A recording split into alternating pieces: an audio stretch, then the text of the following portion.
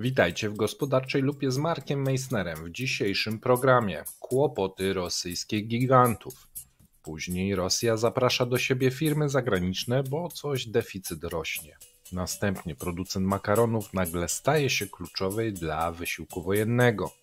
Rosjanin ma być rosyjski, czyli nigdzie nie jeździć i zagranicznych towarów nie kupować. A na koniec wielka czystka w sektorach obronnych. Zapraszamy. Dzień dobry, Marku. Dzień dobry Pawle, dzień dobry Państwu. Jak co tydzień lupa gospodarcza, dzisiaj dużo tematów. Na koniec zostawiliśmy rodzynek, czyli wielka czystka, zmiany, jeżeli chodzi o pałac prezydencki rosyjski, kremlowski, jak i również jeżeli chodzi o Ministerstwo Obrony. Dużo się pali podobno po nocach, ale sobie powiemy na koniec. A zaczynamy od takiego drobnego faktu. Ukraińcy uderzyli na dwie rafinerie. Jedna to jest Gazprom Neftekhim Salvat, bardzo ważna rafineria w Baszkorstanie. Tak? Drugi to jest natomiast w Wołgogradzie. No i teraz co się okazało? Oczywiście Gazprom stwierdził, że w Baszkorstanie nic się nie stało. Drony zestrzelono, bo były dwa. Uderzenie trafiło gdzieś tam w ogóle w pole. Nie ma żadnych problemów. A Baszkorstan, tutaj ten Neftekhim Salavat, to jest bardzo ważna rafineria odpowiedzialna za produkcję 600 000 ton benzyny. I 1,5 miliona ton benzyny rocznie jest w stanie wyprodukować. No i co się stało? Otóż stało się to, że z tych 1,5 miliona 600 000 ton wypadło, ponieważ trafienie było celne i kraker katalityczny został całkowicie zniszczony. Mało tego, że został zniszczony, w diabły poszła cała linia, a były dwie. No i teraz jest big problem, mianowicie zniszczona linia, zgadnij kto ją wyprodukował? No zachodnia, jeżeli cracking, tak? Siemens. Bo tutaj nie ma możliwości rosyjskich. Wszystkie te systemy do crackingu w sumie w Rosji już można powiedzieć od tych 2000 lat są zachodnie. I te tam były wcześniej te sowieckie, ale one wszystkie zostały zmodernizowane. No właśnie, no więc Siemens, tam stoi skada Siemensa, no i co teraz? Stanęło. Cała linia stanęła i teraz podobno nawet Reuters pisze, że zastanawiają się, czy tej linii całej nie rozebrać i nie postawić od nowa. Pytanie, z czego postawią? No jedyny dostawca, prawda? Bo przecież sankcje bywają dziurawe, ale nie tak dziurawe, żeby przemycić całą linię z krakersem katalitycznym do Rosji. No przypomnijmy, że Niżny Nowogród cały czas nie działa. Więc... Nie działa, prawda? A tam też krakers wywaliło. Tak, tam też wywaliło. No i teraz wobec powyższego no zostaje główny dostawca, czyli kolega C. Ale kolega C już, jego technolodzy powiedzieli, że tak zasadniczo to kiepsko współpracują ich rozwiązania z zachodnimi, a oprogramowanie to już w ogóle. No więc trzeba będzie stawiać całą nową linię Made by China z oprogramowaniem Made by China i nie wiadomo, czy będzie współpracować z tą drugą linią Siemensa. Także istnieje pomysł, co by w takich przypadkach, to się dowiedziałem, rozdzielić takie rafinerie na połówki. I dostarczyć. Jedna linia będzie osobną rafinerią, natomiast druga linia jeszcze osobną rafinerią. No, zobaczymy, jak ten pomysł zagra. Bardzo ciekawe. Natomiast... On jest mocno kosztowny, tak? Mocno kosztowny będzie, dokładnie. Także tutaj, no cóż, zapowiada się bardzo ciekawie, tym bardziej, że mamy taką sytuację, że mamy taką sytuację, konkretnie taką samą gdzie? W Wołgogradzie. W Stalingradzie. Również została tak trafiona rafineria i również powiedziano, że no trafienie było nic nieważne, nieznaczące. Te zbiorniki same się zapaliły, bo to w uszkodzeniu zostały zbiorniki przy właśnie linii przy dwóch Oni liniach. powiedzieli, że trafiony został tylko jeden zbiornik, że się wypalił całkowicie. Otóż nie. Nie dość, że trafione zostały 2 zbiorniki, to oberwała jeszcze linia. Tak, no tam jeszcze kabel. Ja nie wiem, skąd Ukraińcy w ogóle takie, bo Ukraińcy opublikowali, co dokładnie zostało zniszczone i ja się zastanawiam, kto im to przekazał, no bo tam bardzo szczegółowe, tak? Budanów, tak. No, co zostało zniszczone. A przypomnijmy, że Wołgograd drugi raz trafiony, Kaługa jeszcze wcześniej też drugi raz trafiona. A więc Kaługa też praktycznie nie działa do tej pory.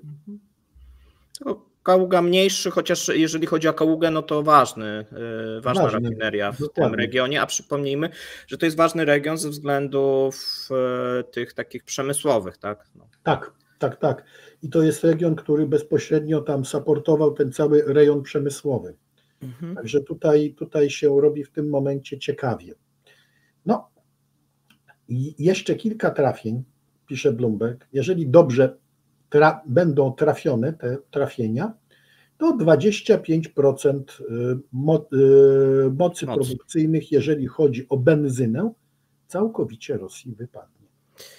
No ja przewidywałem, że ten maj może być taki już ciężkawy. Oni co prawda mówią, że te pozostałe linie więcej produkują, natomiast no tu rozjeżdżają się dane te dotyczące eksportu. Widzimy na dieslu, że mijają się z prawdą, bo spadki na dieslu w kwietniu 28%, a twierdzą, że tylko 4%, 3,5% spadki produkcji. Więc pytanie jest, 40% diesla idzie za granicę, co z pozostałym dieslem, skoro on nie jest eksportowany. Raczej nikt by się nie pozbawiał po prostu pieniędzy, jeżeli chodzi o rafinerię, a nie ma takiego zwiększonego zapotrzebowania na rynku krajowym, tylko jest uzupełnienie tego, co jest. No ja myślę, że to też jest bardzo dużo jest z tego, bardzo dużo pochłania wojna, dlatego że tam bardzo wiele ciężarówek jeszcze do tej pory chodzi na dieslu, zwłaszcza te starsze Kamazy, a one palą jak smoki.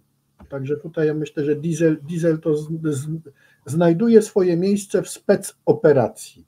No i w pociągach, tak? No bo tam w pociągach, tak, część coraz więcej jest uruchamianych. Tak. Część też pancerno-zmechanizowanych jeszcze chodzi na dieslach, także tak samo też tam trzeba wlać.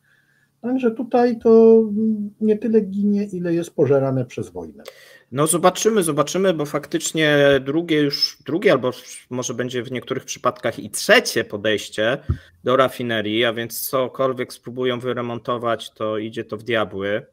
A to nie są tanie rzeczy, wbrew temu, co niektórzy piszą, że to tak można w 2-3 tygodnie. No coś załatać można, ale taka modernizacja czy remont no po prostu musi trwać i to kosztuje, tak? Skoro modernizacja na przykład, jeżeli chodzi o te rafinerie, na przykład Riazań, który był trafiony, tak kosztowała miliardy, Wołgograd, tak samo miliardy, mówimy o dolarach, tak? Tak, dolarach.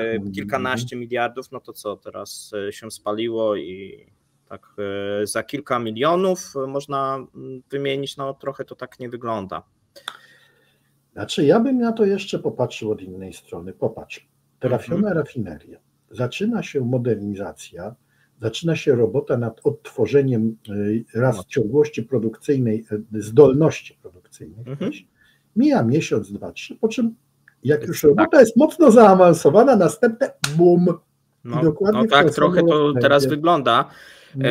To trochę też jest pewnie dla tej strony rosyjskiej deprymujące. No i też, bo to nie tylko rafinerie, ale doszło do tego, że te zbiorniki i składy paliwowe są dosyć mocno atakowane, to szczególnie w pobliżu frontu. Tak. No łącznie z tym, że ostatnio nawet w pociąg trafili. Co jest dla mnie to ciekawe, bo ten pociąg nie stał, on był cały czas w ruchu. Znaczy ja czytam, że stał na tej stacji, natomiast on się wykoleił. Wiesz co, ja czytałem, że stał i oni... Znaczy on stał tylko pod przejazdem i tam to stanie jak na rosyjskie warunki to było krótkie, bo 20 minut i w czasie tych 20 minut został trafiony, czyli że Ukraińcy mieli świetnych naprowadzających. No albo był naprowadzany gdzieś z ziemi. z pobliża, że tak powiem, tak? Bo tego też nie możemy wykluczyć. No bo gdzie on został trafiony? Pod Wołgogradem. Trochę jest jednak do tego Wołgogradu kawałek i żeby... No i też taki dziwny jednak cel, tak? No bo tam przewoził te cysterny paliwa, jakieś drewno, jakieś inne rzeczy. Środki chemiczne. 9 wagonów się wykoleiło. 9 wagonów, tak. Środki chemiczne i tutaj jest taka mała gwiazdka i podpowiedź, że środki chemiczne służące do produkcji prochów. Być może, bo znaczy efekt był, jak widziałem, taki, że oni trafili chyba w tego diesla, tak. Nastąpiła eksplozja i po prostu wyrwało te pozostałe wagony. No właśnie, więc to taka ciekawostka przyrodniczo-wojskowa. No i tutaj mamy taką ciekawą historię, mianowicie tutaj mamy Miszustina, bo przechodzimy, rozumiem, do następnego tematu. Tak, do premiera. Tak jest. Miszustin, kandydat właściwie, premier już, Putinowy premier. I co on powiedział? Rosja nie ma planów ograniczania działania zagranicznych firm na swoim rynku, mimo zachodnich sankcji nałożonych na Rosję. Powiedział w niższej izbie parlamentu Rosji, rząd nie planuje żadnych ograniczeń w działalności rosyjskich firm za granicą. I tutaj jest bardzo istotne, że Miszustin powiedział, że zaprasza zagraniczne firmy na rosyjski rynek. Aby się nie bały sankcji, Rosja im pomoże. I teraz dlaczego? Tam gwiazdka taka z krajów przyjaznych. Tak, z krajów przyjaznych oczywiście, ale on tego, widzisz, tu jest ciekawostka, on tego nie powiedział, że z krajów przyjaznych. On powiedział, wszystkie firmy zachodnie też zapraszamy. W ogóle wszystkich zapraszamy. Teraz pytanie, skąd taka spolegliwość, taka sympatia dla biznesu, nawet tego wrażego zachodniego? Otóż tak. Kreml otworzył kurki fiskalne po reelekcji Putina, co spowodowało powrót budżetu do głębokiego deficytu pomimo wzrostu dochodów z ropy. No i Ministerstwo Finansów w ten poniedziałek rosyjskie podało, że w okresie od początku roku do kwietnia deficyt wyniósł 1,5 biliona rubli, no tam skromne 16 miliardów dolarów, czyli dwukrotny wzrost w porównaniu z poprzednim miesiącem. Według Bloomberga w kwietniu budżet po nadwyżce w marcu wylądował na deficycie w wysokości około 877 miliardów rubli. Teraz tak, wydatki w kwietniu wzrosły o 1/4 w porównaniu z analogicznym okresem ubiegłego roku i osiągnęły jak do tej pory najwyższy poziom, co nie znaczy, że ten najwyższy poziom to już jest w ogóle najwyższy poziom tegoroczny. W kwietniu Rosja wydawała 128 miliardów rubli dziennie w porównaniu do 102 miliardów rubli w marcu. I tu Ministerstwo Finansów nie protestuje, rzeczywiście takie wydatki były, no ale daliśmy duże zaliczki. I tutaj co oznacza taka hojność? Oznacza, że całkowicie został zniwelowany kwietniowy wzrost przychodów z ropy, który był ponad dwukrotnie większy niż rok wcześniej. Rosji udało... Ale mała gwiazdka, dodam. Tak. Tam jest podatek dochodowy, trochę inaczej struktura była w zeszłym roku i było świeże po price capie, więc była niska baza. I tam oczywiście, jeżeli sobie popatrzymy, mamy nawet 80% wzrostu na tych dochodach z ropy, natomiast trzeba pamiętać, że ATT się, czy AIT, jak kto woli, czyli ten podatek dochodowy w marcu był płacony w marcu za 4. kwartał, a w kwietniu był płacony za 1. kwartał. Więc dokładnie, ale jeżeli to policzymy, to wygląda na to, że te wszystkie nadwyżki się po prostu rozpłynęły. Całkowicie, w tym samym miesiącu. I oni wyszli na deficyt, dlatego że wydatki nawet były większe niż to, co można było zyskać. No i teraz tak, tutaj analitycy mówią, że ten deficyt budżetowy jest od końca 2022 roku, a tak naprawdę co robi rząd? Rząd pompuje wszystkie zasoby w branże kluczowe dla działań wojennych, co powoduje dwucyfrowy wzrost, ale tylko w sektorach wytwarzających towary wykorzystywane przez wojsko.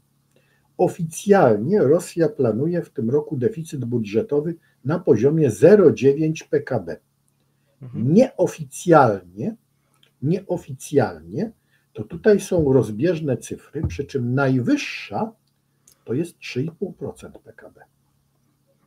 I jest bardzo możliwe, że tenże procent się uda osiągnąć. I teraz tak, ostatni wzrost nakładów według Dmitrija Polewoja, dyrektora inwestycyjnego w moskiewskim Astra Management Asset, twierdzi, że to jest charakter sezonowy, że dochody z ropy i gazu są w porządku, dochody poza ropą i gazem także. I przy takim wzroście gospodarczym obecne wykonanie budżetu nie budzi żadnych szczególnych wątpliwości, ponieważ przez 4 miesiące roku przychody ogółem wzrosły o 50% w wyniku wyższego eksportu ropy oraz wzrostu przychodów poza ropą na skutek ożywienia gospodarczego. No to teraz to skomentujmy. Budżet Rosji, ten wojskowy, dopnie się, jeżeli ropa będzie po $108 za baryłkę. No to już wszyscy o tym mówią.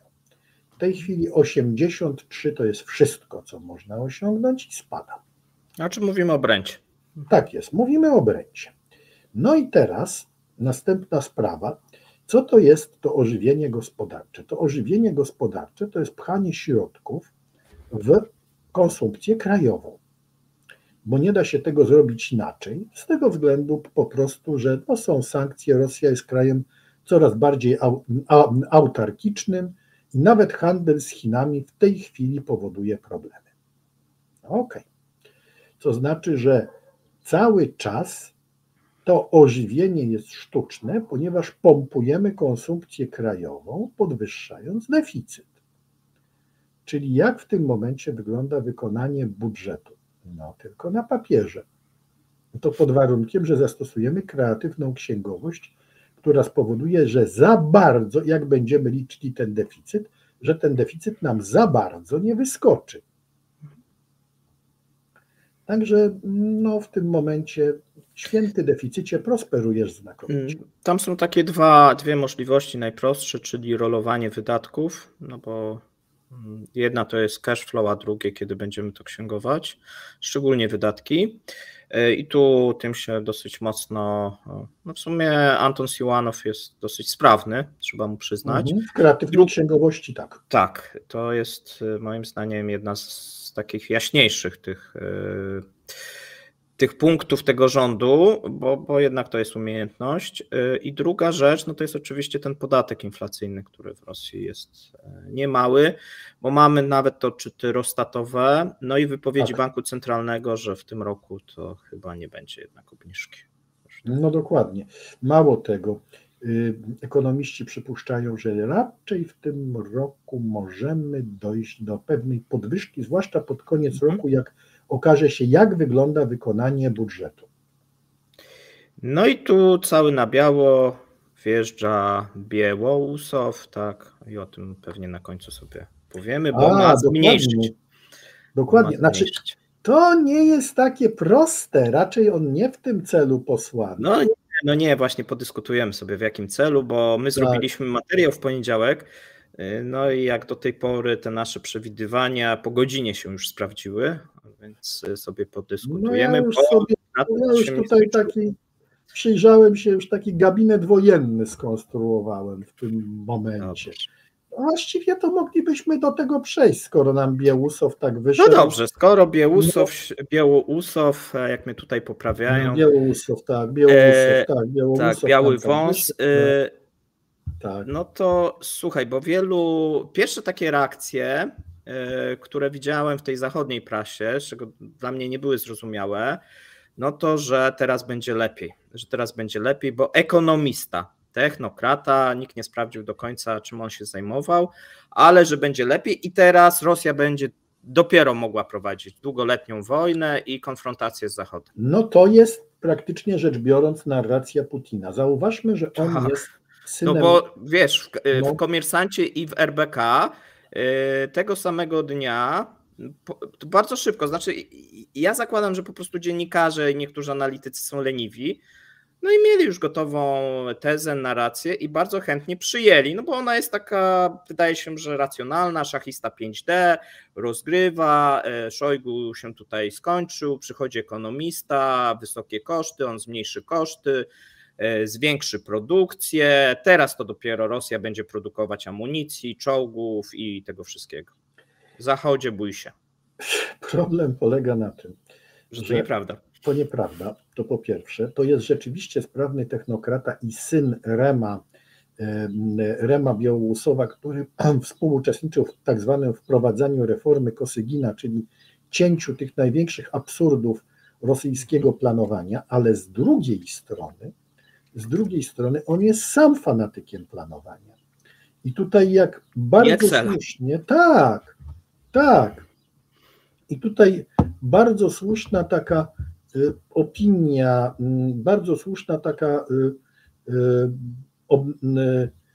opinia Tatiany Stanowej z Airpolitik, bo Białorusow opowiada się za większą kontrolą państwa nad gospodarką i chodzi o Gosplan w kompleksie wojskowo-przemysłowym.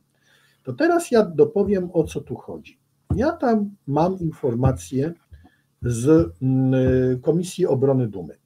Od ponad roku są awantury o to, że nie da się skoordynować współpracy wojska z przemysłem. Już na początku inwazji było, że to się nie daje, że ciężko. Jeszcze mieli nadzieję. Te awantury się ciągle na Komisji Obrony są widoczne, one się odbijają. Oni wprost mówią, że nie da się, wojsko nie rozmawia z przemysłem, przemysł nie rozmawia z wojskiem. W dodatku Szojgu zadał z wszechpotężnym szefem Rosteku, czyli Czeremiezowem, i tutaj miesiąc przed dymisją zażądał, żeby Rostek wreszcie wziął się za produkcję przemysłową, na co gniewny Czeremiezow odpowiedział, że wina leży po stronie wojska, które samo nie wie, czego chce. Oni się bardzo spinają z tą produkcją, ale są czynniki obiektywne, koleje, transport, oni nie dają rady, a tutaj wojsko samo powinno wiedzieć, co im jest najbardziej potrzebne i na to cisnąć, a wojsko chce wszystkiego. No i teraz tak, wyleciał Szojgu, mamy Białorusowa, Gosplan, to znaczy co? To znaczy on będzie taką klamerką, która będzie spinała wojskowych z przemysłem i to nie żadna, on będzie nie żaden skok produkcji, wielki skok produkcji amunicji. On się będzie starał, żeby w ogóle ta produkcja jakoś docierała do armii. On się będzie starał, żeby w ogóle cokolwiek można było złożyć. Takie informacje z 103 fabryki, z tego 103 zakładu. Tam jest wszystko zatkane łącznie z placami składowymi. Odsyłają sprzęt ze 103 do 84. Dlaczego? Bo do 103 jest najbliżej z frontu i transport trwa ledwo 2-3 tygodnie.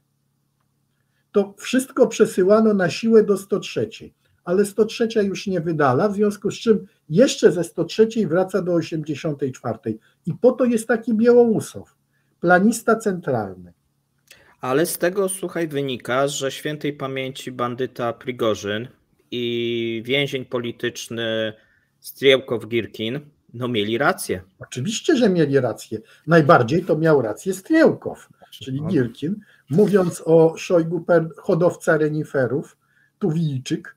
A właśnie, tak? A co z hodowcą reniferów się stanie? Bo hodowca reniferów poszedł... Odcinają mu wszystkich chyba ludzi. Tam jest deszojgizacja, jest właśnie w resorcie. Właśnie aresztowano generała broni Jurija Kuzniecowa, głównego personalnego ministerstwa. Który, przypomnijmy, jest tyle samo, bo aresztowane są osoby, które przyszły z Szojgu, on jest 12 lat, tak? Tak. Stanowisko. Tak. I tutaj o co jest? Oskarżony o przyjęcie wyjątkowo dużej łapówki, za co kara mu grozi do 15 lat więzienia. Dom i inne posiadłości oczywiście przeszukano, zabezpieczono złote monety, przedmioty luksusowe i ponad 100 milionów rubli w gotówce, czyli ponad $1 milion. Ciekawe. No i teraz co się dzieje? Ale powiem ci, jest degradacja, bo Iwanow miliard, a on 100 tylko. A teraz rzućmy światło na tę sprawę. Nie dalej jak... Ale to nie koniec. Tak, bo jest kontynuowane śledztwo wobec Kriworuczkowa i prawdopodobnie Kriworuczkow poleci następny, a Kriworuczkow był odpowiedzialny za cały szpej, który Rosjanie dostawali. Więc tutaj mamy bardzo ciekawą historię, że człowiek od personalnych i od szpeju prawdopodobnie będą oskarżeni. A skąd się to wszystko wzięło? Otóż nie dalej jak tydzień temu aresztowany Timur Iwanow zażądał, żeby go z tego Lefortowa przenieść do aresztu domowego. Bezczelny, co nie? No ale co? To tak sobie zażądał amuzą, bo tak mu się do głowy wbiło, bo kasza mu nie smakowała? Nie. I on tam prawdopodobnie zostanie przeniesiony. Dlaczego? Dlatego, że on po prostu rozpoczął deal. On rozpoczął deal pod hasłem moje papiery na kolegów w zamian za rozmycie mojego oskarżenia. No ale jeszcze mają papiery z tego Jaszu, no i w tych powiedzmy firmach, które są na styku, no zaczyna się, można powiedzieć, lekka panika i nocne palenie. Tak, palenie nocne, ale żeby powiedzieć wprost, to sprawa wygląda tak, że po prostu co zrobił Iwanow? Iwanow puścił w ruch swoje teczki na kolegów. A Kuzniecowa, zauważ, nie było śledztwa wokół Kuzniecowa, wokół Kriworuczkowa było. Było wcześniej, a tak z marszu go wzięli. Ja stawiam hipotezę, że... Po naszym programie się śmieliśmy, bo my zrobiliśmy o 17, 18:53 sąd wydał aresztowanie, i na tajnej, złamanie tajemnicy i łapówkę. Tak. Ja stawiam taką malutką hipotezę, że to właśnie było steczek kolegi generała Timura. Tak, no i teraz podobno jeszcze u Iwanowa coś znaleziono, a więc... Nie, no to słuchaj, u Iwanowa znaleziono. Mówię u Iwanowa, u Kuzniecowa teraz też znaleziono, no i podobno sprawa jest rozwojowa, tak przynajmniej media, natomiast moim zdaniem, wiesz co, ogólnie to było przygotowywane wcześniej, bo tak, mamy tą stocznię, która już w kwietniu była ruszana, i mamy, słuchaj, no wydaje się, że Białusow wszedł już na przygotowany teren, tak? Nie wiem, czy Marek tak zamarł, czy na moment go wyrzuciło, mam nadzieję, że do nas wróci. A więc mieliśmy taką sytuację, że wydaje się, że ten plan, jeżeli chodzi o Ministerstwo Obrony, no był przygotowywany tak od miesiąca, jak nie dłużej, bo były zarówno przygotowania po stronie tego ministerstwa, jak i również też no mamy taką tą akcję propagandową, jeżeli chodzi o rosyjskie gazety. Już Marek wrócił. Ja mówiłem, że oprócz tego, bo to było przygotowywane, Białusow trochę już przyszedł na... Tak, bo zobacz, jak to szybko poszło. Tak, on zostaje, aresztowanie jedno, drugie, artykuły w gazetach. Dzisiaj, wczoraj Komsomolska Prawda pisze artykuł, jak korupcja jest zła i że to jest rak, który w ogóle Rosję. Korupcja to jest rak, który przeżarł Ministerstwo Obrony. Tak. Na Komersant publikuje statystyki na temat w ogóle korupcji, nie? I w ogóle temat korupcji, który zawsze był także w Rosji, nie, u nas nie ma tego problemu. Zamiatany był lekko pod dywan, to nagle, wiesz, się ujawnia wszędzie. I w Rosja 1 wczoraj wieczorem też mówiono o korupcji i że korupcja jest największym wrogiem operacji specjalnej, czyli wojny. no to przygotowywane na pewno. Ale teraz co możemy powiedzieć? A propos tych stoczni, wiesz, że cały przemysł stoczniowy przyszedł pod nadzór Patruszewa starszego? Tak, wiem. A w ogóle to jest też ciekawe. My zrobiliśmy tak rano w CEP-ie, zadajemy pytanie, czy to nie jest ostatnia prosta Putina, bo tutaj takie zbieżności z malarzem dosyć duże, bo zobacz tak. Białousław moim zdaniem ma być jego Albertem Szperem. No tak, trochę tak. A Dumin i Senior, no w sumie to teraz nawet możesz się zastanawiać, kto tam rządzi, no bo syn już jest jako następny. Z Burgdorfem? No trochę tak. Już junior jest ustawiony, bo teraz już ma za nic nie odpowiadać, bo ma odpowiadać, zobacz. On ma bardzo ważną działkę i o tym się po cichu mówi w Rosji. Ma działkę pracy, koordynowania ma na kogo junior, cywilnych resortów, żeby cywilne resorty pracowały wydajnie na rzecz wojny. Tak oficjalnie, tak półoficjalnie. Tak, ale teoretycznie już nie odpowiada za rolnictwo, żeby się przypadkiem nie potknął, tylko wziął tą wiceminister sobie i jak coś będzie źle, to będzie ją rozliczał. A senior, w sumie nie będziesz wiedział, czy Putin wydał, czy senior wydał, to w sumie już teraz będzie tak samo chyba. Znaczy senior poszedł na doradcę numer 1 i na to, co się mówi, na koordynatora służb. Czy to będzie doradca? Wiesz, pytanie, kto będzie kim machał w tym momencie, bo jakoś mam takie wrażenie, że... Ja myślę, że Kamaryla Patruszewów Duinaris. Ponieważ oni wchodzą w tym momencie na salony kremlowskie, ale pamiętajmy o Diuminie. To nie jest taki zwykły człowieczek, to jest też facet związany... No ale olbrzymia władza teraz będzie. Ogromna władza, ale ogromna władza, właśnie oficjalna władza, bardziej oficjalna władza po stronie Diumina, bo to jest człowiek, który całe życie był związany z ochroną i ze służbami specjalnymi, tego, czego Patruszew nie robił. Ja myślę, że tu Putin działa na zasadzie równoważnika. Diumin ma równoważyć Patruszewa, żeby jeden i drugi za bardzo nie wyrósł. Jeżeli to jest końcowy okres władzy Putina, jego ostatnia prosta, to oni prędzej czy później się będą musieli pożreć. Bo to jest, za mało miejsca jest na nich dwóch. Tak, wiesz, dosyć blisko i będą podejmować ważne decyzje, no bo tutaj trudno sobie wyobrazić, że będzie inaczej. Zresztą ja mówiłem, że ten awans Patruszewa będzie tylko w górę, tak? Bo niektórzy mówią, że... Bo w przypadku Szojgu to jest zesłanie, wbrew pozorom. No i pytanie, czy zostanie aresztowany koniec końców? Nie. Moim zdaniem on już sobie kupił spokój zateczki. Zateczki z jednej strony no i może za te wycieczki z Putinem na Syberię, no bo w sumie oczywiście, że tak. To ale kolega. To już była mowa. Takich przyjaciół Putin nie likwiduje, bo prędzej czy później obróciłoby się to dokładnie. Tak. Także ja myślę, że tutaj on sobie załatwił spokojną emeryturę.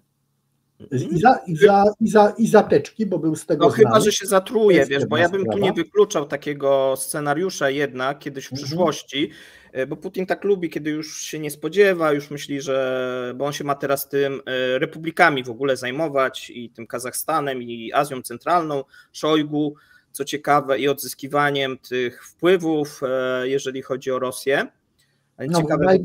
Najgorszy człowiek na pewno tam sobie poradzi, tak? Na pewno go tam wszyscy będą. A więc widać, że cały resort Ławrowa tam sobie nie dał rady. Tak, ubezwłasnowolniony de facto. Natomiast Patruszew i Diumin, olbrzymia władza. To awans niewątpliwy. Olbrzymia władza i tutaj zastanawiająca historia, bo to jest gabinet wojenny. To jest gabinet, który sobie Putin wyobraża jako gabinet na długotrwałą wojnę. Natomiast ja tutaj bym zadał takie istotne pytanie. Gdzie w tym wszystkim są oligarchowie, którzy tak prawdę mówiąc kilkadziesiąt lat rządzili Rosją? Ma ich nie być. Tak, dokładnie, ma ich nie być, ale oni jeszcze te majątki mają. I wpływy. Oni są w stanie się porozumieć z ludźmi z otoczenia Putina. Znaczy to jest ostatni moment, bo widzimy, że wziął najbliższych, Tak, no już nie wiem, kogo jeszcze możemy sobie tam wyobrazić w tym pałacu. Tych, co byli, nie odesłał, tylko ich tam zrobili miejsce de facto, bo tam chyba nikt nie wypadł z tego, co kojarzę. Nie, ja ci powiem, że dzwoni dla nich dzwonek alarmowy.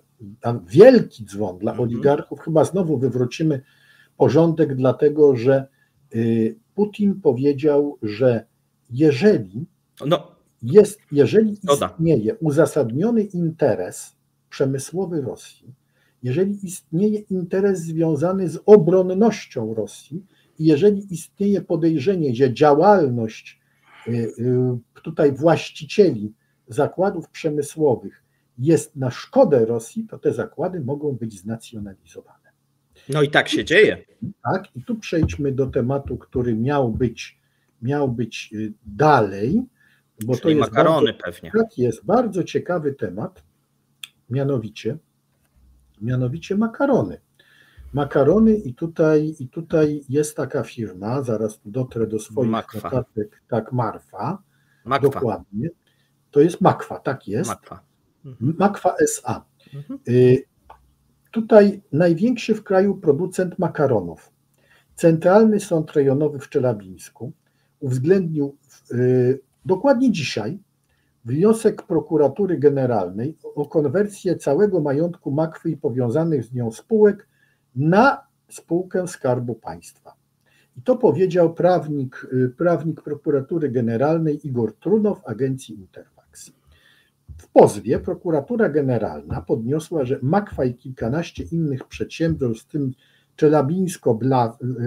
Czelabińsko-Blas oraz Smak, powinny zostać znacjonalizowane, ponieważ ich właściciele Michał Jurewicz i Wadim Białoussow prowadzili działalność gospodarczą, pracując jednocześnie w agencjach rządowych. Tu te nazwiska zbieżność, tak? To ci panowie się tylko tak nazywają, to nie jest rodzina z obecnym ministrem. Oskarżono ich o wykorzystywanie stanowisk w celu wspierania własnych interesów biznesowych, naruszając zakazy i ograniczenia ustanowione przez przepisy antykorupcyjne.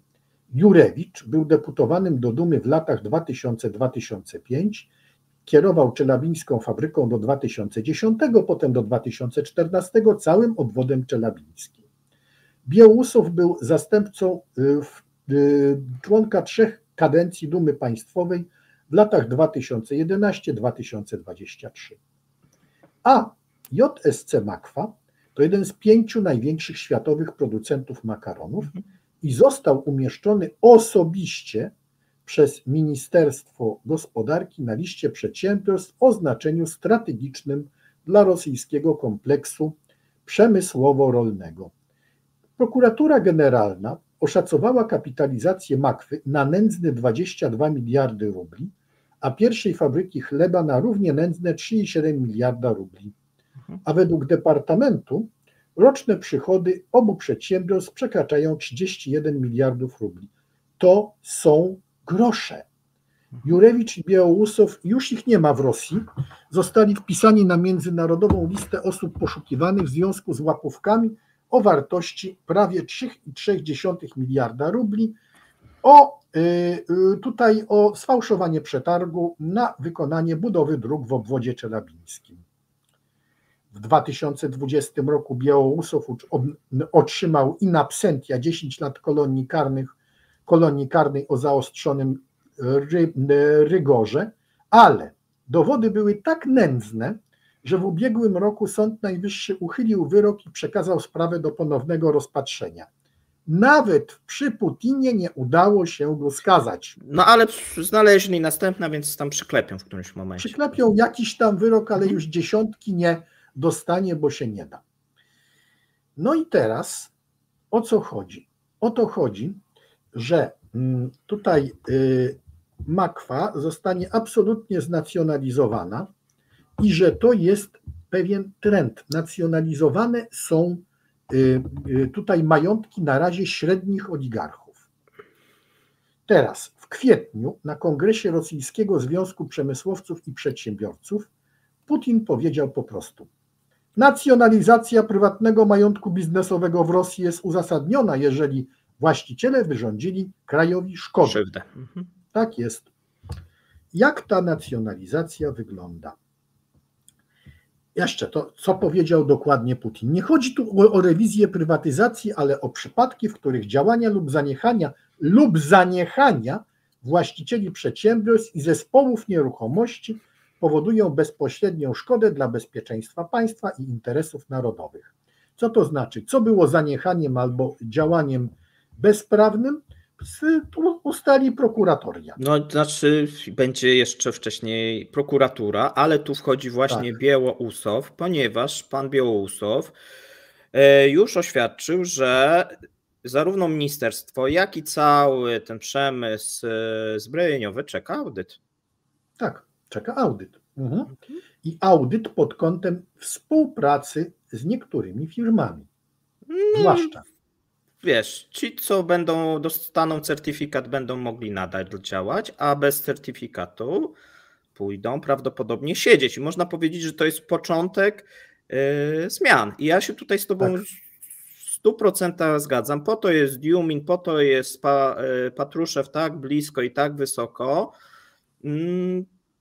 ponieważ wydaje się, że Putin zmierza do tego, żeby nawet nie chodzi o przeprowadzenie, tak jak tutaj mówią, długoletniej, bo to jest zamysł jest zupełnie inny. To jest jego zamysł, żeby to był gabinet na długoletnią wojnę. No ale wiesz, jak jest w Rosji.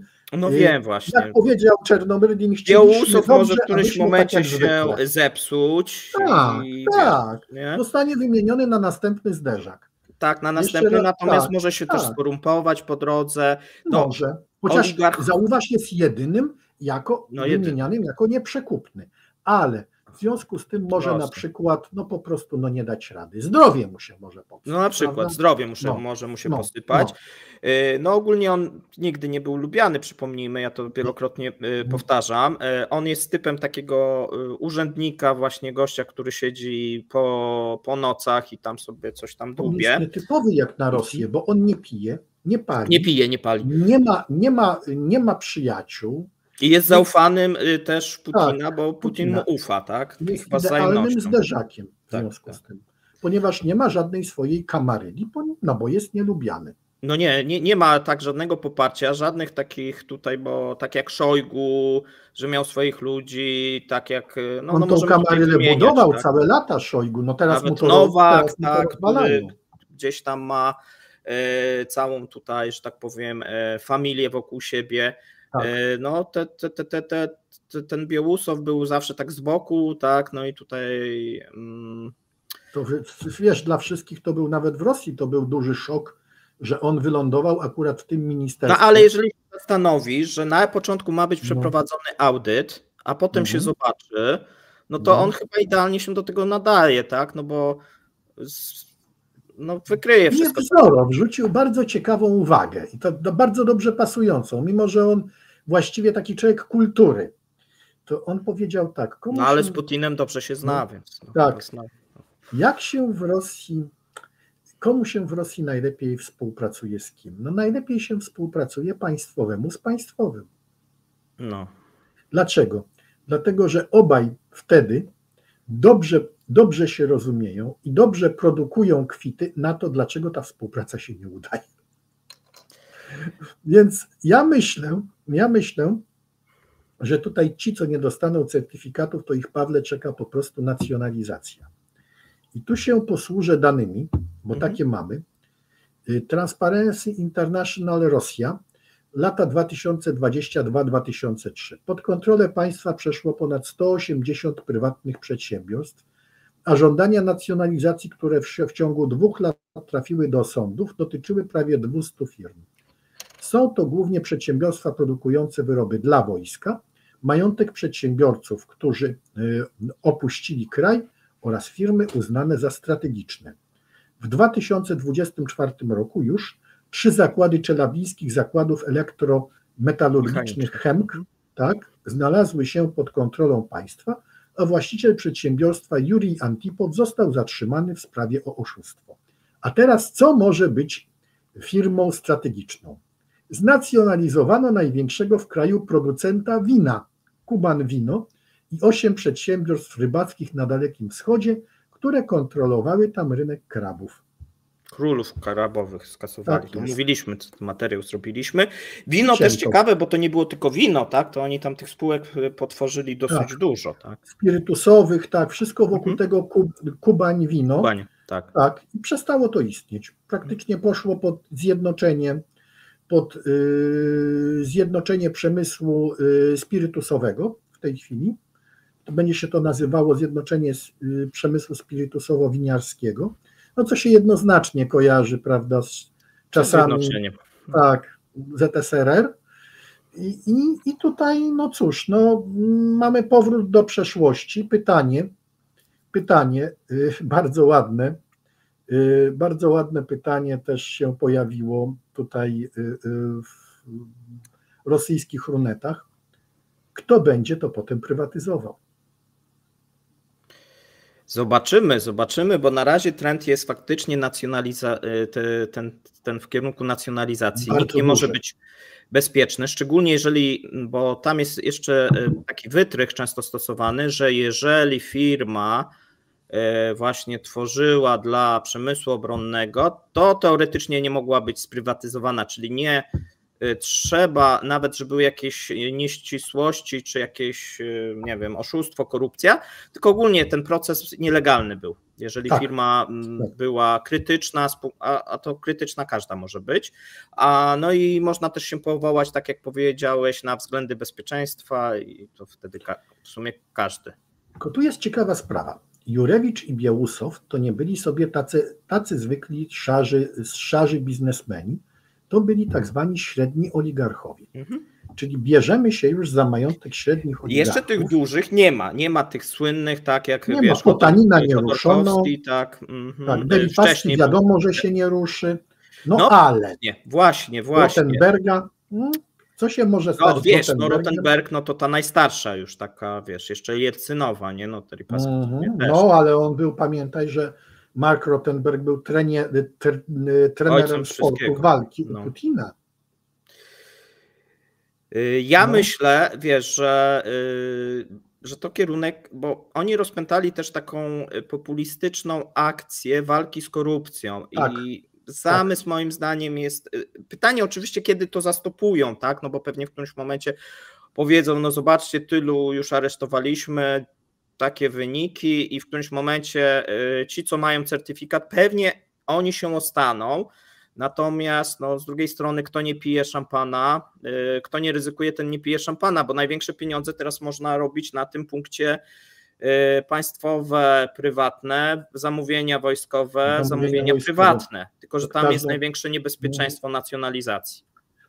W każdą stronę, tylko tu widzisz, to jest tak, oczywiście jak najbardziej nie zaczną, jeszcze do tej pory nie będą ruszeni ci najwięksi, ale dla tych największych sprawa Makwy to już jest wielki dzwon alarmowy. Wiesz, po tym Czelabińsku oni tam zaczęli mocno się burzyć. Tak. Teraz pytanie, czy oni przypadkiem sami nie zaczną się porozumiewać z niektórymi siłownikami i wojskowymi i nie zaczną im tłumaczyć na przykład, że Putin wiedzie kraj w przepaść. No to jest bardzo możliwe. Natomiast wiesz, jedna rzecz mnie zastanawia, że zobacz jaki dziwny moment wybrał sobie Władimir Władimirowicz. Ja rozumiem, że to po elekcji może być naturalne, ale jednak Rosja, co by nie było, prowadzi specjalną operację. To już wojnę. Nawet Pieskow mówi wprost. No dobrze, to tak jak my nie mówimy ze względu na YouTube'a, ale okej, dobrze, już to padło, bo on nie lubi tego słowa. No ale mamy gdzieś początek ofensywy, tak. No i to jednak, jakby nie patrzeć, może sparaliżować, bo zanim się poprawi, to się pogorszy.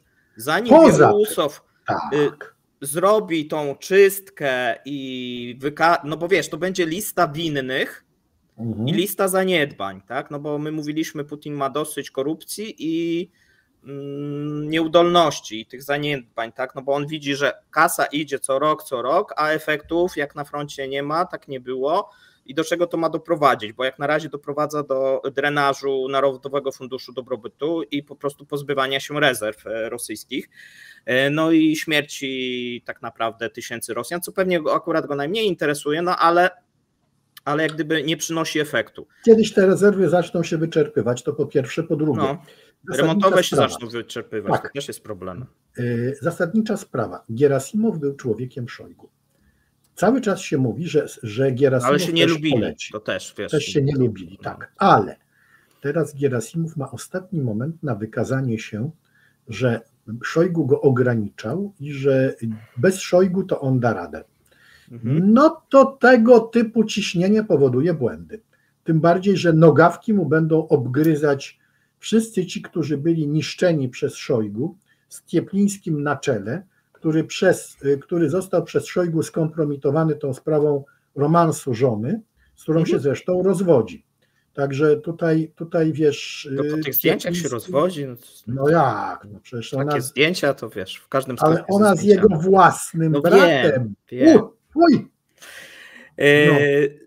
Ale słuchaj, bo jest właśnie, ja piję w kierunku tego, że wiesz, że z jednej strony będą się starali wykazać na froncie, ale nie ma tego, co żądali, czyli zwiększonych dostaw, mobilizacji, rekruta, żeby było to przełamanie na froncie, a minister czym będzie się zajmował przez najbliższe miesiące? Audytem i a czym będą się zajmowały przedsiębiorstwa? No dyrektorzy będą się zajmowali paleniem kwitów i robieniem wszystkiego, żeby wyjść w ogóle cało z tej całej hecy, bo tam umoczony jest każdy. Kto teraz został aresztowany? Szef Departamentu Personalnego MON-u, czyli co będzie z mobilizacją? No i jak tam pójdzie, wiesz, ta miotła w dół, a pójdzie Pójdzie, to już widać. To im może trochę im może, prawda, utrudnić wysiłek wojenny. No trochę tak jak, wiesz, po stronie tej ukraińskiej zaczęli walczyć z korupcją i sobie polikwidowali tych szefów biur mobilizacyjnych, czy jak to tam się nazywa, tak? To prawda. No to podobny efekt może być, tylko że tutaj, jak to zwykle tutaj to musieliby na wielką skalę. A wojenkomatu zwinąć, wiesz, to tak wygląda korupcja w Rosji. Także to jest w tym momencie to już oni nie przedziwny, jak dla mnie naprawdę przedziwny moment, bo w sumie Putin mógł to przed wyborami zrobić, mógł to właśnie w zimę zrobić, żeby sobie wyczyścić, w ogóle na fali tego populizmu by został znowuż przecież wybrany na Putina, to żaden problem, a jednak zdecydował się z jakiegoś powodu to opóźnić i właśnie w momencie, kiedy jest potrzebna ofensywa, wszystkie ręce na pokład, żadnych takich, wiesz, kłótni, walk wewnętrznych, jak ty mówisz, doprowadzi, bo tak, z jednej strony tak, ci wszyscy w zbrojeniówce, no będą w tych spodniach mieli mokro, tak, no bo każdy gdzieś tam podczepiony, umoczony, oligarchowie nie wiedzą, co dalej, tak jak ty mówisz, się stanie, być może za miesiąc na nich pora, szczególnie, że też pomoczeni wiele różnego rodzaju tutaj biznesów. W Rosji można znaleźć na każdego wszystko. Także tutaj to nie ma. Dziwny moment, ale to jest Rosja, tutaj nie można się dziwić, tylko trzeba to przyjąć. Ja bym tu po prostu nie szukał czasami racjonali, że to jest racjonalne, no po prostu tak jest i koniec, nie? To jest Rosja, this is Russia, tak jak this is Sparta. No cóż, następny, wreszcie ostatni punkt, jak to wygląda w Gazpromie. Gazprom ogłosił roczną stratę netto w wysokości $7 miliardów, pierwsza od 1999 roku. Dlaczego?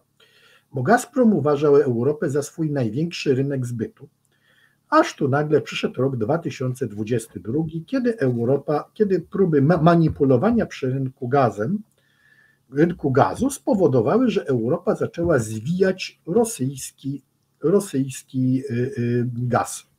Przestała być od tego rosyjskiego gazu. Tak, oczywiście. Nie bądźmy skromni. W 2022 roku Rosja dostarczyła do Europy różnymi trasami 63,8 miliarda metrów sześciennych gazu. W ubiegłym roku było to już 28,3 miliarda metrów sześciennych i to spada, bardzo spada. Prawdopodobnie w roku 2024 będzie to dokładnie połowa tego, czyli 14 miliardów z 63 miliardów. W 2018 roku, to był szczyt, Gazprom przepompował 200,8 miliarda metra sześciennego gazu do Unii Europejskiej i do innych krajów, takich jak Turcja.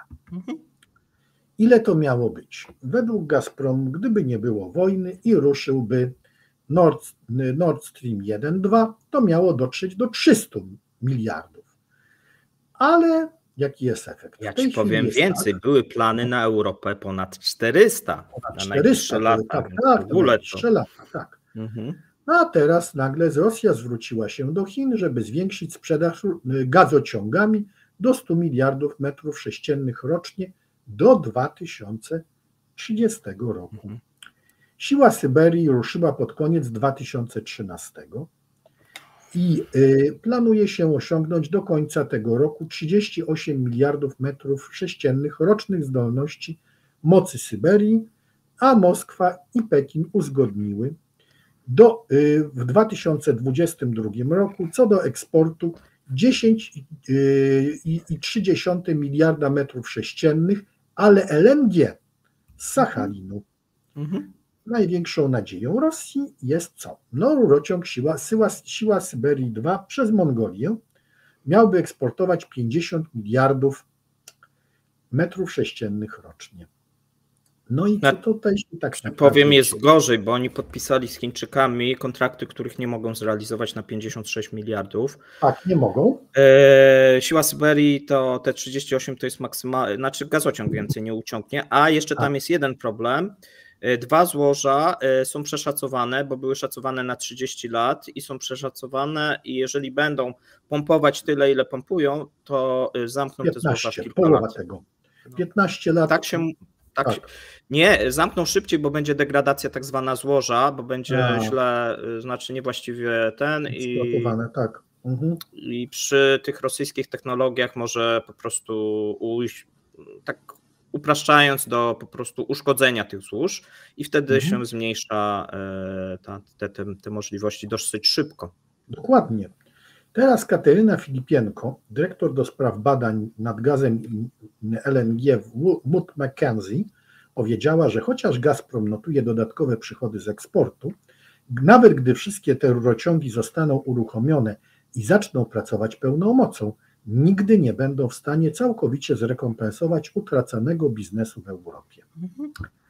Teraz tak, Rosja wyobrażała sobie, że może Turcja. Tymczasem centrum handlu gazem w Turcji, nie odnotowano żadnych znaczących postępów, odkąd Putin przedstawił ten pomysł w październiku 2022 roku.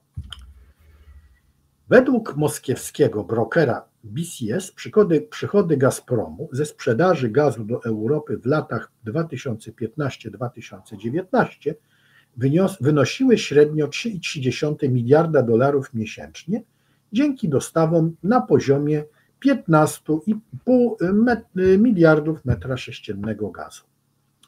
Biorąc pod uwagę ceny 286, a właściwie prawie 287 dolarów za 1000 metrów sześciennych, podaną przez rosyjskie Ministerstwo Gospodarki oraz ubiegłoroczny eksport gazu Gazpromu na poziomie 22,7 miliarda metra sześciennego, łączna wartość gazu sprzedanego do Chin mogłaby w całym 2023 roku sięgnąć ledwie 6,5 miliarda dolarów.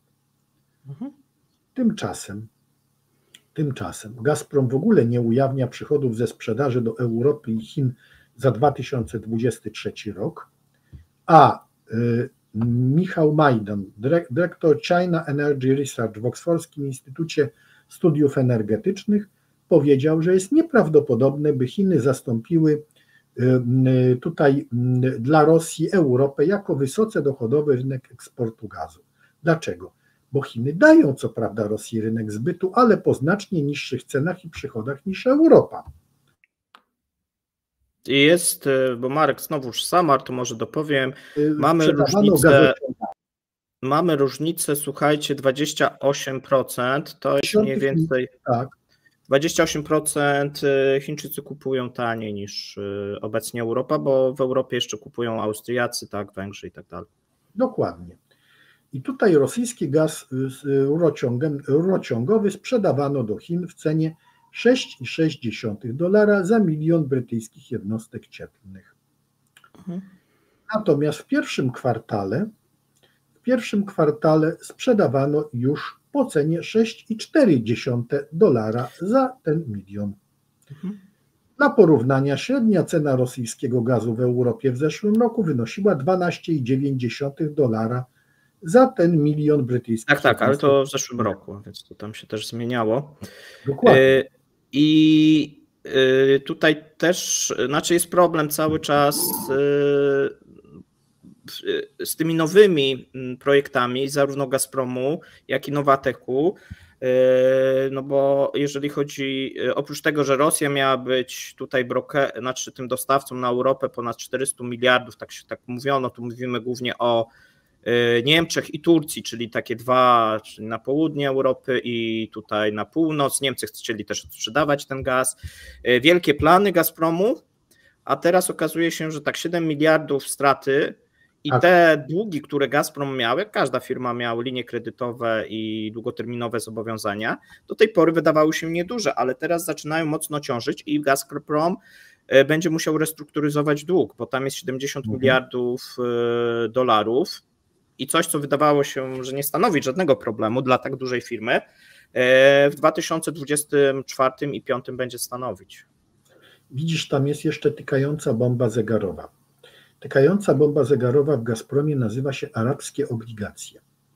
Co to znaczy? To znaczy około $2 miliardów, głównie Arabia Saudyjska, głównie rodzina następcy tronu zainwestowała w obligacje Gazpromu już po październiku 2022 roku. Konfliktu. Tak jest. Po październiku nawet, nie po lutym, a po październiku. Tak, pamiętam. No i teraz właściwie to trzeba byłoby jakoś spłacić, bo to były zobowiązania krótkoterminowe, 2- i 5-letnie. No i teraz pytanie, co zrobią w 2027 i co zrobią teraz, zaraz. No mówię, muszą restrukturyzować długi. Dokładnie. Czyli zaciągnąć po prostu nowe pożyczki, głównie tutaj z Sberbanku. No i mają ten swój jeszcze, więc sobie gdzieś tam będą próbować coś tutaj zadziałać. I to pod zadłużenie u Arabów, bo te muszą spłacić. No muszą. Ale to wiesz, wezmą pożyczki długoterminowe i jakoś sobie wyprzedają majątki, tak? No bo nieruchomości i przenoszą się do Petersburga, no bo to już też jest postanowione. I ograniczają, sprzedają też majątki, sprzedają też oddziały regionalne. No tak. Pozbędą się tych wielkich wieżowców z napisem Gazprom, na przykład w Norylsku, w Permie. No zobaczymy i też mają przecież w Europie, pamiętajmy jeszcze, tak? Więc... A tutaj w Europie to jest trochę będzie ciężko, sprawa, bo będzie ciężko, bo na tym majątku jest najczęściej tymczasowy. Tak jest, to jest po pierwsze, a po drugie na tym, co jest, to już położyły rękę sankcje. No i jeszcze Ukraińcy mają, zobaczymy, Naftogaz ma w sumie już wyroki. No i mówi się, że częścią tego majątku, który Naftogaz prawdopodobnie przejmie w Stanach Zjednoczonych i w Europie, no będzie majątek Gazpromu. I tu dokładnie. Jak gdyby żaden Scholz ani nikt tego nie obroni, no bo po prostu jest wyrok sądu, komornik. Nieważne, tak, czy tymczasowy, bo właścicielem nadal są teoretycznie Rosjanie, tylko zarządzanie jest na przykład tymczasowe. Miejscowych, na przykład Szwajcarów w Szwajcarii. Tak, no ale jak przyjdzie nakaz sądu, że trzeba zająć, to zajmą. A tu największy oddział to jest właśnie Gazprom Swiss. No właśnie. No i myślę, że tym optymistycznym akcentem, jak to Gazprom schodzi na dziady, byśmy dzisiaj zakończyli. Powiem Ci, że nawet ja nie spodziewałem się tego w momencie, kiedy wybuchł konflikt, że Gazprom tak skończy. Oczywiście firma przetrwa, natomiast przez najbliższe lata duże problemy, tak. No i w sumie na własne życzenie, tak. Na własne życzenie. Bardzo chudo będzie. Chude lata czekają. Więc jeżeli ktoś, pamiętajmy, to był najlepszy pracodawca w Rosji, wybierany rok do roku. Tak. Czy tam praca, najwyższe zarobki. Ja pamiętam te billboardy, spełnij z nami swoje marzenia. Tak. A teraz może się okazać, że on się do 10 nie zakwalifikuje. Ty wiesz, że to było w 2015, to był jeden z najlepszych pracodawców europejskich. Tak, on też się wysoko, bo oni dobrze płacili, były te pakiety socjalne na bogato, to tak, trzeba przyznać. To trzeba przyznać. No i tutaj się teraz kończy, jak wszystko się kończy. Tak. I nasza lupa gospodarcza też niestety się kończy. Dziękuję Marku, dziękuję widzowie, że ponad godzinę chcieliście z nami spędzić czas. Zapraszamy do komentowania, lajkowania, wspierania lupy gospodarczej i wszystkiego dobrego Wam życzymy. Trzymajcie się. Cześć. Cześć. Materiał ten powstał dzięki wsparciu społeczności patronów. Jeśli chcesz wesprzeć autora i